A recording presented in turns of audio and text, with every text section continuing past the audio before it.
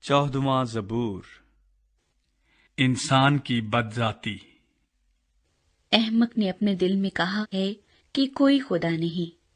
وہ بگڑ گئے، انہوں نے نفرت انگیز کام کیے ہیں، کوئی نیکوکار نہیں۔ خداوند نے آسمان پر سے بنی آدم پر نگاہ کی تاکہ دیکھے کہ کوئی دانش مند، کوئی خدا کا طالب ہے یا نہیں۔ وہ سب کے سب گمراہ ہوئے، وہ باہم نجس ہو گئے، کوئی نیکوکار نہیں، ایک بھی نہیں۔ کیا ان سب بد کرداروں کو کچھ علم نہیں جو میرے لوگوں کو ایسے کھا جاتے ہیں جیسے روٹی، اور خداوند کا نام نہیں لیتے؟ وہاں ان پر بڑا خوف چھا گیا، کیونکہ خدا صادق پشت کے ساتھ ہے۔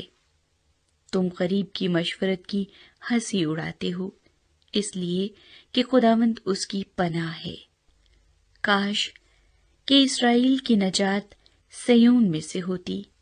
جب خداوند اپنے لوگوں کو اسیری سے لوٹا لائے گا تو یعقوب خوش اور اسرائیل شادمان ہوگا۔